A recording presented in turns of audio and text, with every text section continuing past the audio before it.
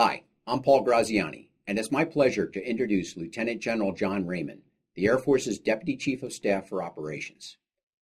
As the Operations Chief, General Raymond is responsible for establishing and overseeing policies supporting air, space, cyberspace, irregular warfare, counterproliferation, homeland security, and weather operations. As the Air Force Operations Deputy to the Joint Chiefs of Staff, he determines operational requirements, capabilities, and training necessary to support national security objectives and military strategy. A longtime leader in space, General Raymond continues to bolster our space defense capabilities and to empower the United States to remain a key player in the evolving space environment. General Raymond's dedication and advocacy to protect our satellite assets while working with our commercial and international operators furthers the Air Force mission and enhances our space situational awareness.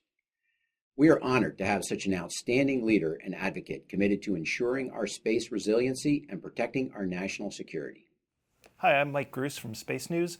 I'm joined today by Lieutenant General Jay Raymond, the Deputy Chief of Staff of the Air Force for Operations. General Raymond, thanks for being here. Lots of folks in the space community were really cheered when they heard about your new assignment. What should we read into this? Does this mean that the Air Force is looking at space differently from an operational perspective? In my 32 years of being in the Air Force, I can't think of a more exciting time to be in the space business or a more important time to be in the space business than it is today. The Air Force for a long time has understood the significance of space and the importance of space. All you have to do is look at our mission statement in our Air Force. The Air Force flies, fights, and wins in air, space, and cyberspace. And what might be lost on some is not only do we not just operate in those domains, but we integrate operations in those domains to great effect. We were talking a little bit beforehand, and I know you had traveled overseas recently. What kind of operations were you looking at specifically, and how was space involved? Sure. For my entire space career, which is the vast majority of my entire career, since the end of Desert Storm, on the heels of Desert Storm, we have been focused on integrating space into the fight. I will tell you, fast forward to today, and a couple weeks ago, I spent about a week touring the AOR and visiting the Air Force units that are conducting operations on behalf of our nation. I was with a unit in theater, and an F-16 was getting ready to take off to go on missions in Iraq and Syria. When that aircraft gets ready to take off, one of the last things it does is it makes sure that the weapons that it's carrying are able to be synced up with the GPS constellation that guide those. The vast majority of weapons that we're dropping in theater today are all GPS guided weapons. When that aircraft takes off, we have a young airman back on base that controls that aircraft. That's all being done via satellite communications on that jet. That's something that we didn't have before. We have that today.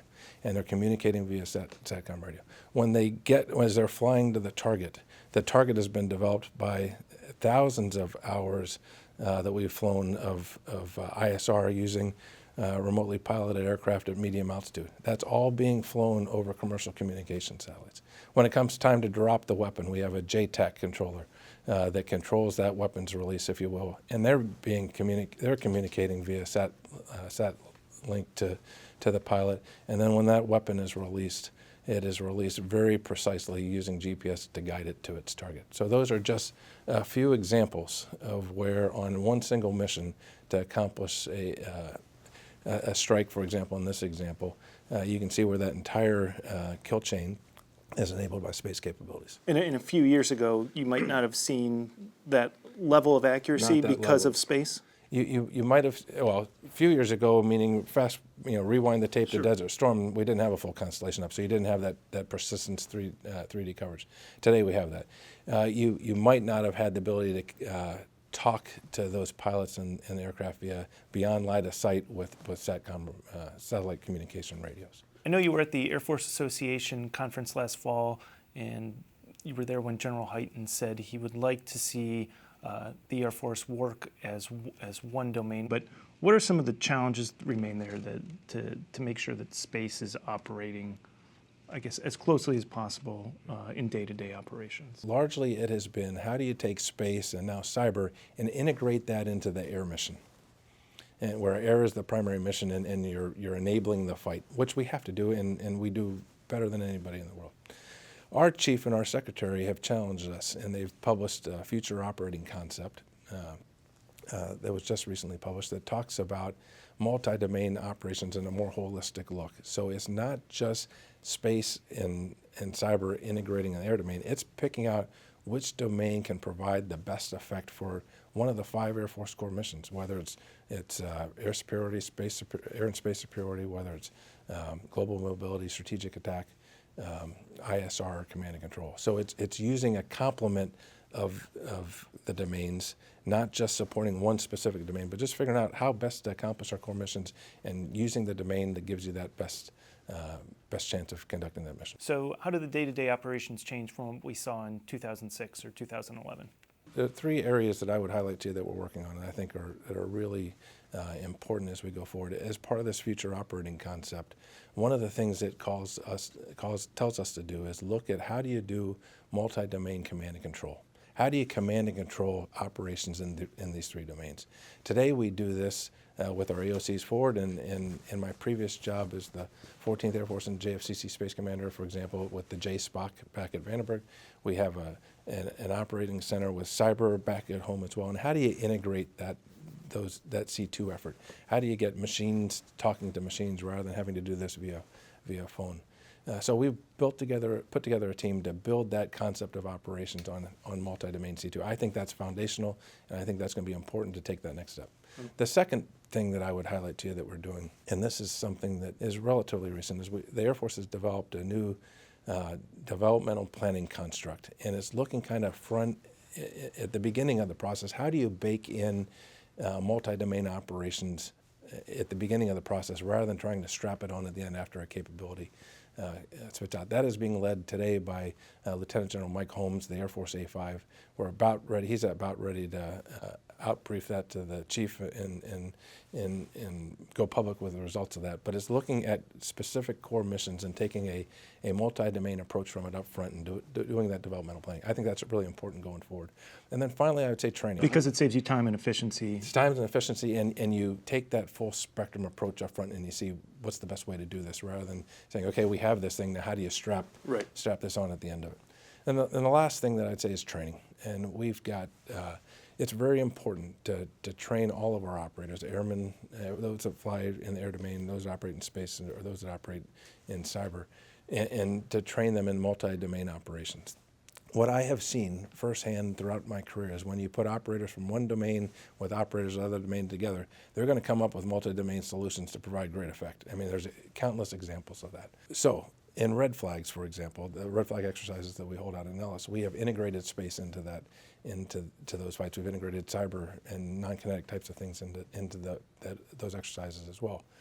This next one, though, is important in that we're taking it to another level. And for this next red flag, for the first time ever, we're going to have a space operator actually be the commander of the Air Expeditionary Wing as part of red flag. And that's going to provide a little bit of a different flavor to it, and making sure that the space capabilities, if you will, reap the same benefits of red flag as the air. It's not just about enabling air; it's about enabling this multi-domain approach. How would you guess that plays out differently? Oh, we'll see. I mean, it's going to be interesting to see how it plays out. We're still going to do, as we have done and as we do very, very well, integrate space and cyber into those air domains. But I think it will allow us maybe to look at it maybe slightly a little different on some of the missions and see if there's other ways to get at this using the other domains twice, just using the air domain. You mentioned earlier the emerging threats we talk about all the time to national security satellites. Specifically, we talk about Russia and China. How has that threat continued to rise or change in the past 12 to 18 months? I think it's really clear that space is no longer a benign environment. You've heard the 3 C's, congested, contested, and competitive. It is. And when I took command of my last job at 14th Air Force and JFCC Space, the light bulb came on really, really loud and clear on just how congested it is and just how contested it is. All you have to do, and I know we go back to 2007 when you had the very visible Chinese demonstration of an anti-satellite weapon that blew up one of their own satellites. I would say that what we are seeing, they're technologically advanced. I think they're concerning, and I think they're continuing to mature, and they continue to talk about these weapons going forward in the future. So let's go back to the JSPOC. You kicked off the commercial integration cell based on what you learned from the Schriever War Game. How has that impacted day-to-day operations, and what have you learned over the last 6 to 9 months from having that in place? It's a great question, and so let me take it up a level first. When I first got into that command, I realized I did not have the partnerships that we needed to have. We did not have the partnerships we needed to have to be able to operate in this contested and congested domain. In the past, when it was a benign domain, quite honestly, we didn't need the partnerships. You launched something in space and it was always there and you didn't have to worry about it, and that's clearly not the case today. I've had the experience of being stationed in Japan, and I was there 5 years ago on March 11th when the big earthquake and tsunami and nuclear reactor disaster happened. And one of the things that hit home to me is that when we respond in any other joint military operation, we respond with our closest partners and our closest allies.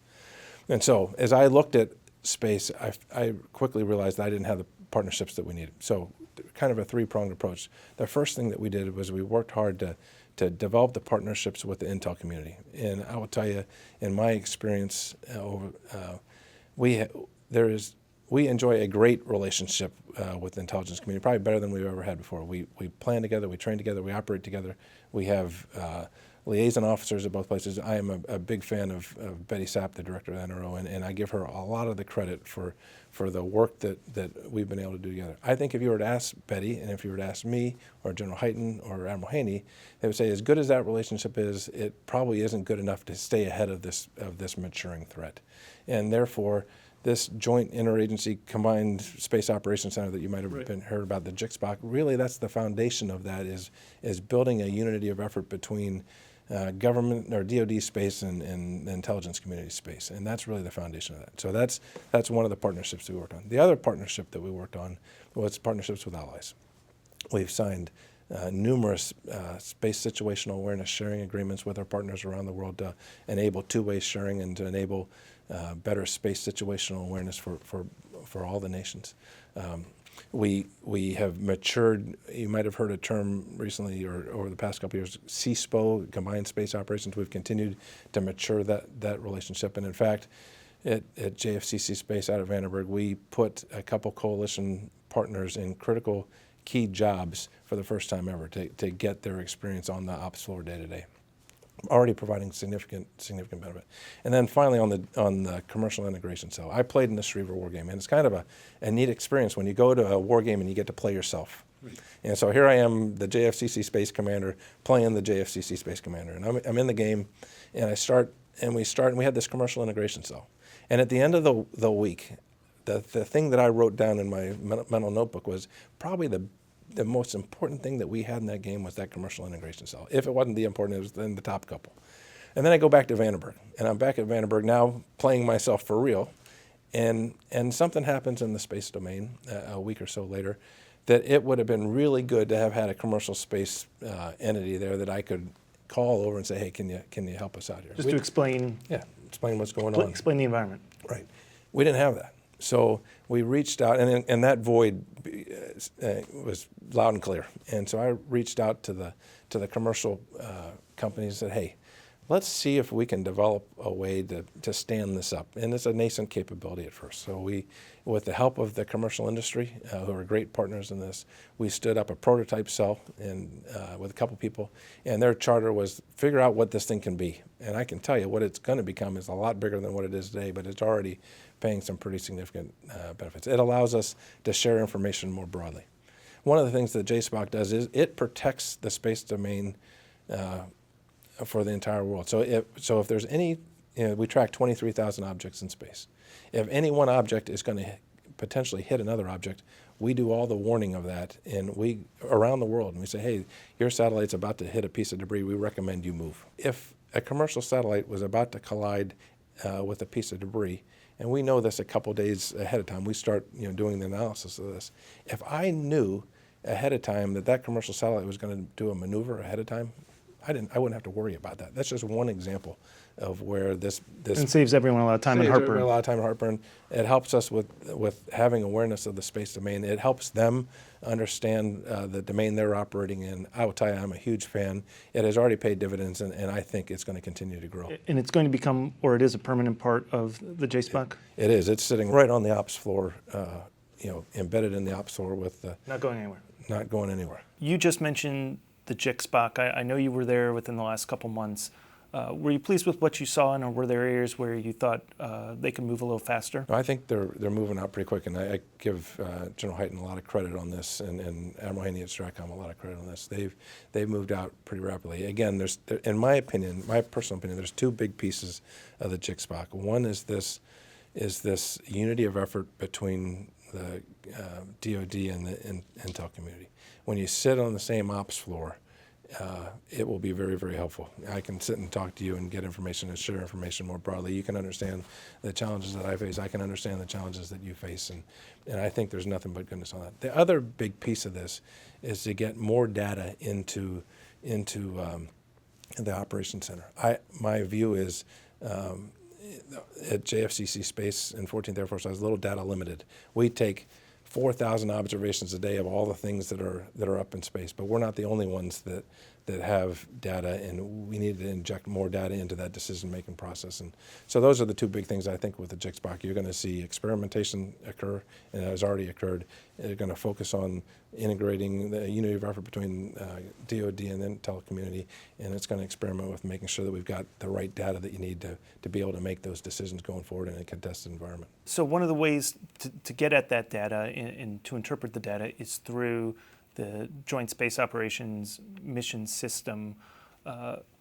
Why is that so important, and how soon can that get online? It is critical. It is the Joint Space Operations Center Mission System, or JMS as we call it, is a command and control capability that's much needed in the domain that we face today. If you look at what we have today, we have a system called SPADOC. Space Defense Operations Center. I kind of think of it as like the DOS space. Yeah, it's a dinosaur. Yeah. It was in the 80s, so maybe not quite a dinosaur. It was designed in the 80s, implemented in the 90s. It's a big computer, and it's at capacity. And really, you can think of this computer as a big catalog, and it really is about maintaining all the observations of everything that's in space and keeping track of where they are. Well, the challenge is in a benign environment, knowing where something is probably good enough. In an environment where it's contested, just knowing where something isn't good enough. You have to know what it is, what its capabilities are, what your capabilities are to protect against that, and so it's not good enough. So what JMS does for us is a couple things. If you were to go to prior to JMS, and JMS program is broken up into increments. Prior to JMS, if you were to go onto the JSPOC ops floor and say, hey, let me see where the WGS satellite is, for example, they would sit down at a keyboard, they'd type out on the keyboard, and a piece of paper would print out, and it would be a set of numbers with orbital parameters, and they say, that's what it is, that's where it is. And you say, okay, that's not, for a catalog, that might be just fine. But it's not what you wanted to see. That's not what I need to see as a functional, as a commander operating right. in a contested domain. So the first part of JMS was to put a visualization tool on the front end of that. So now when you go to the JSPOC and they say, let me see where that WGS satellite is, you can see that satellite as it orbits the Earth, you can see everything around it. And so that one aspect alone has provided some pretty significant benefit. The other thing that JMS does in increment 2 is it gets you off of the high speed, it gets you off of the old clunker, if you will, of a computer that was built in the 80s and provides you an open architecture, high speed computer capability that allows you to ingest more data, everything from low end commercial to high end classification data, and to have the capacity to support the new sensors that are coming online, like the space fence that's being built, which will take in a lot more observations.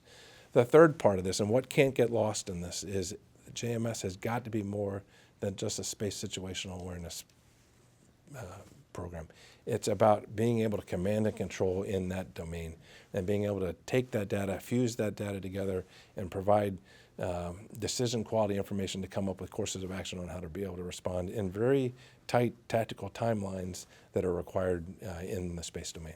I want to switch gears a little bit. In November, you talked about fighting SATCOM in a speech, and I was just hoping you could describe a little bit what that means, especially from an operational perspective.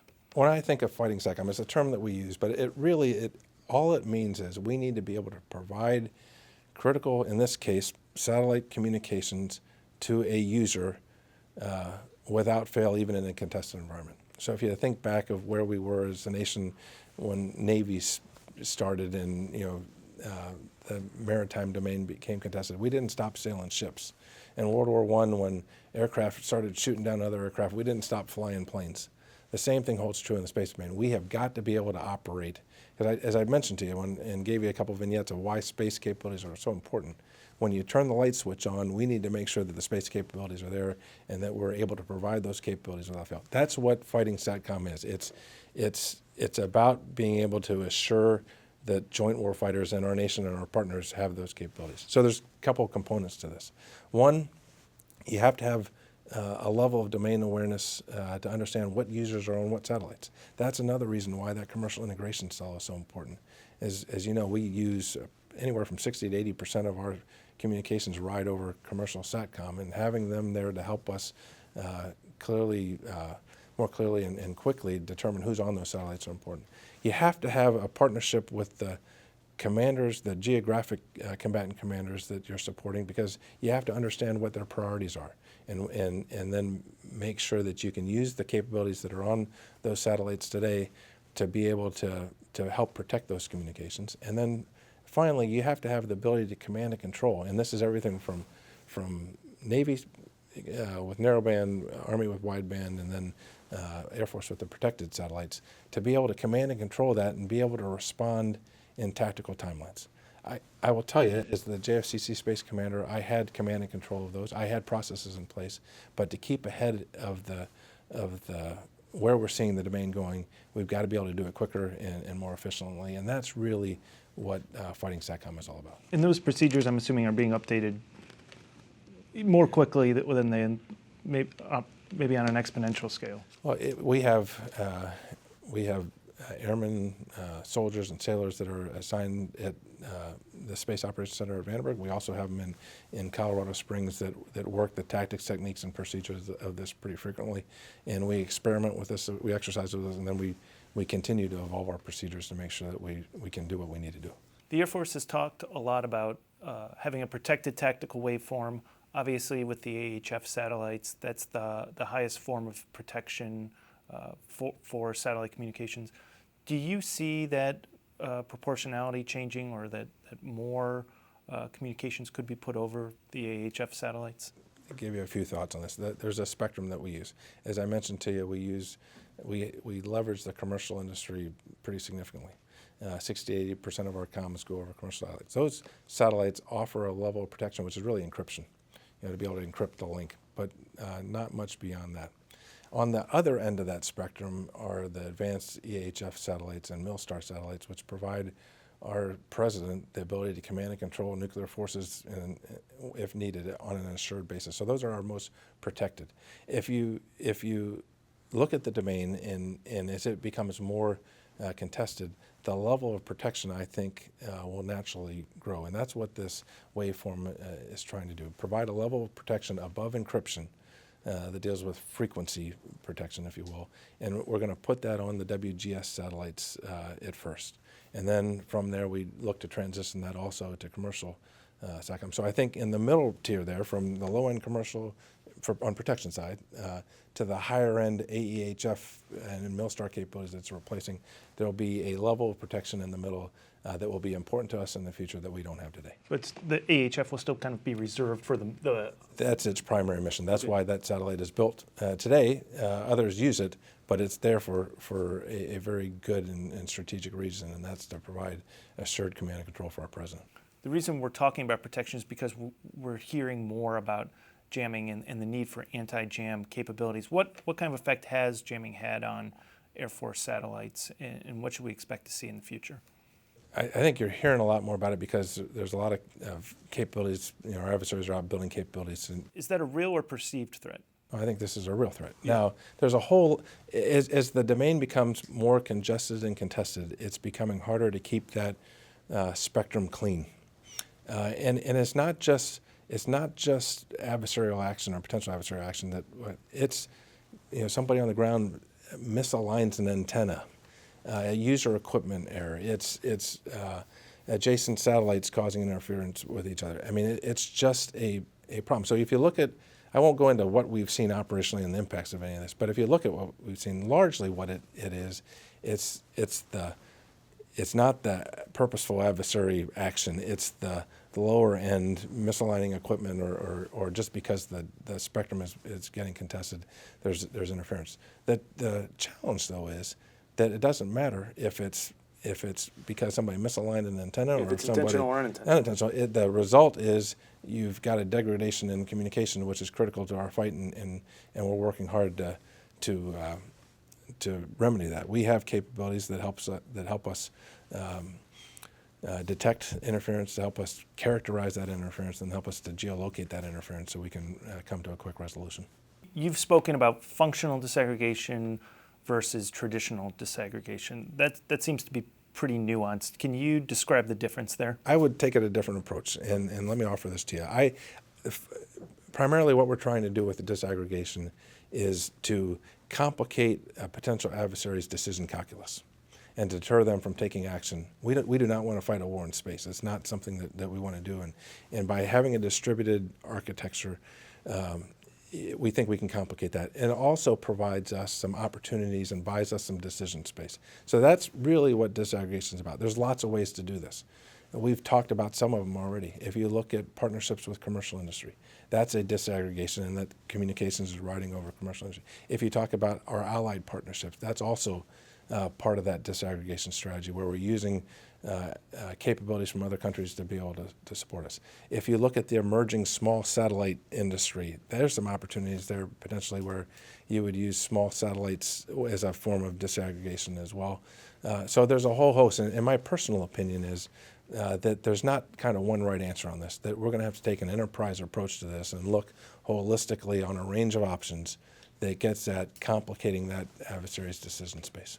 And part of that goes on the ground. There's a ground element to all of this as well. And so how does that factor in? Yeah, that's a great point. And when you look at when you talk to the space professionals in our Air Force, we'll talk all day long about satellites. And probably the thing that is most important is, and it's a critical enabler in everything we do in space, is the ground segment, that ground link. It's often overlooked maybe because we're focused on space, but it is absolutely critical. And you have to be able to protect those links. We're doing several things to be able to do that as well. General Hyten is leading an effort called a ground-based enterprise look at that ground segment. I think that's important. Today we build ground segments, we kind of custom build them for the satellite that is flying. That doesn't give you a lot of disaggregation capability.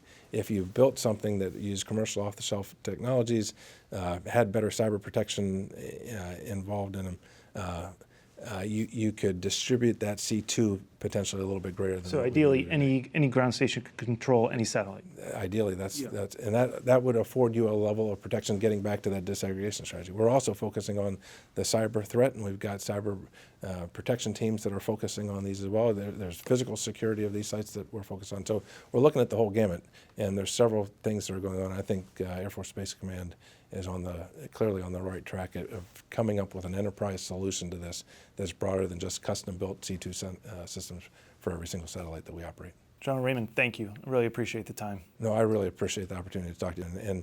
And I would just say, you'd be extremely proud of the airmen that we have in theater today operating our capabilities. Space has been a critical part of that fight. We appreciate you covering that and helping us tell our story because it's a story that we're providing for the entire world. So thank you, Mike. Thank you.